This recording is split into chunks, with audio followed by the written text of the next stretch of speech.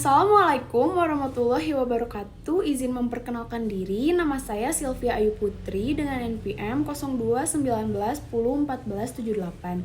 Di sini saya akan mempresentasikan hasil analisis fundamental, teknikal, dan portofolio subindustri properti dan real estate untuk memenuhi tugas besar mata kuliah pasar modal yang telah diberikan oleh dosen pengampu. Sebelumnya, saya akan menjelaskan alasan mengapa saya memilih perusahaan ini di antara banyaknya perusahaan di bidang subindustri properti dan real estate. Perusahaan yang saya pilih adalah PT Ciputra Development Tbk dengan kode perusahaan CTRA. Perusahaan ini tidak asing untuk saya karena saya beberapa kali telah mengunjungi hotel dan mall-nya. Hal tersebut akhirnya membuat saya memilih perusahaan ini dibandingkan perusahaan yang lainnya. Hal pertama yang akan saya jelaskan tentunya adalah profil perusahaan. PT Ciputra Development Tbk didirikan pada 22 Oktober 1981 oleh Dr. Insinyur Ciputra dengan nama PT Citra Habitat Indonesia. PT Ciputra Development Tbk kini telah menjadi salah satu perusahaan properti terkemuka dan paling terdiverifikasi di Indonesia.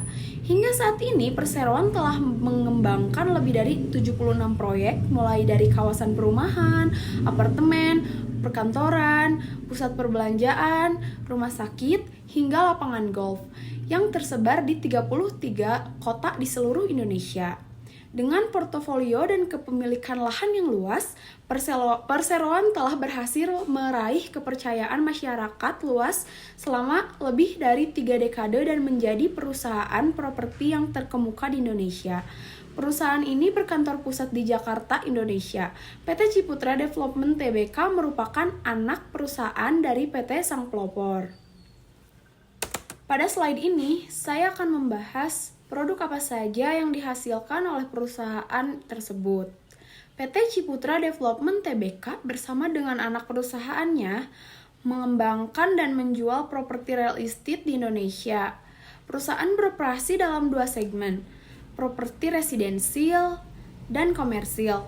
Ini mengembangkan dan mengoperasikan proyek perumahan termasuk kapling tanah, rumah tinggal, ruko, apartemen, dan kantor strata title, dan proyek komersil seperti persewaan pusat komersil atau mall, hotel, rumah sakit, lapangan golf, dan taman air. Pembahasan yang selanjutnya mengenai fenomena perusahaan. Fenomena yang pertama, Ciputra Development Tbk akuisisi 15% saham Metropolitan Land. Fenomena tersebut, dengan ini PT Ciputra Development Tbk mengumumkan bahwa anak perusahaan perseroan PT Ciputra Nusantara telah menyelesaikan pembelian atas Rp1.268.950 lembar saham PT Metropolitan Land Tbk. Pada tanggal 9 November 2021, jumlah tersebut setara dengan 15% dari seluruh saham yang ditempatkan dan disetor penuh dalam MTLA. Transaksi dilakukan pada harga pembelian Rp320.000 per lembar saham. Untuk fenomena yang kedua, PT Ciputra Development Tbk mencatatkan total penjualan pre-sale sebesar 5,5 triliun di tahun 2020, setara dengan penurunan sebesar 10% dibandingkan tahun sebelumnya, dan mencapai 122% dari target penjualan revisi sebesar 4,5 triliun rupiah. Dalam fenomena yang ketiga, PT Ciputra Development Tbk dengan kode saham CTRA dalam rapat umum pemegang saham tahunan yaitu RUPST CTRA yang diselenggarakan pada Kamis 30 Juli 2020 di Ciputra Earthpreneur, Jakarta telah menyetujui untuk membagikan dividen tunai sebesar Rp148,3 miliar atau Rp8 per saham dari total laba bersih tahun buku 2019 sebesar Rp1,2 triliun. Pembahasan yang berikutnya adalah problematika perusahaan.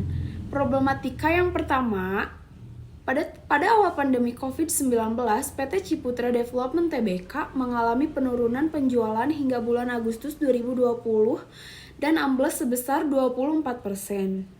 Kemudian problematika yang kedua, pendapatan PT Ciputra Development Tbk turun hingga 10,84% YoY menjadi 2,8 triliun rupiah dengan pendapatan pra penjualan yaitu marketing sales turun dari 2,4 triliun rupiah menjadi 2 triliun rupiah.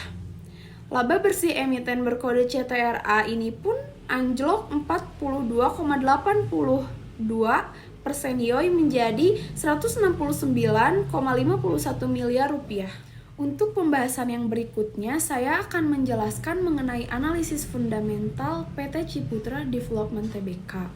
Untuk analisis fundamentalnya, saya menggunakan laporan tahunan CTRA dari tahun 2011 sampai kuartal 2 tahun 2021 yang disetahunkan.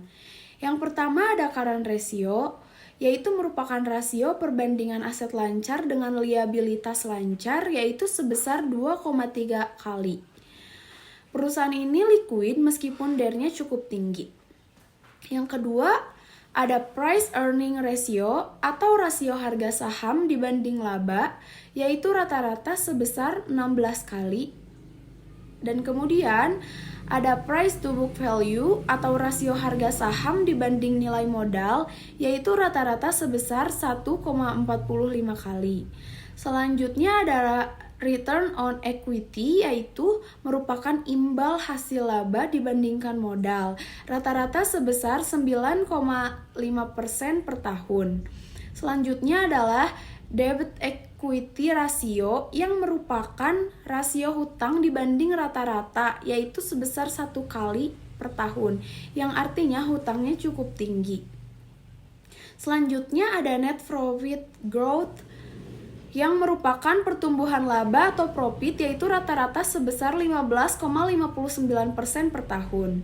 Lalu ada net profit margin yang merupakan margin laba dibandingkan pendapatan, yaitu rata-rata sebesar 20,7% per tahun. Kemudian ada revenue growth yang merupakan pertumbuhan pendapatan, yaitu sebesar 16,97% per tahun. Yang berikutnya saya akan membahas tentang analisis teknikal PT Ciputra Development Tbk. Menurut analisis saya, grafik ini sedang membentuk pola yang bernama head and shoulders, di mana jika dia berhasil break dari neckline-nya, dia akan turun harga hingga 800-an. Tetapi di sini terlihat ada candle sebagai bentuk perlawanan arah harga dengan volume yang cukup besar. Sehingga jika dia tidak break dari neckline-nya, ada kemungkinan akan berbalik naik ke atas, di mana neckline tadi akan menjadi support yang cukup kuat.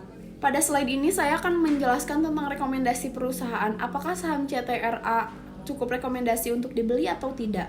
Menurut pendapat saya, jika dilihat dari analisis yang telah saya buat, saham CTRA ini cukup direkomendasikan untuk dibeli selama dia tidak break dari neckline.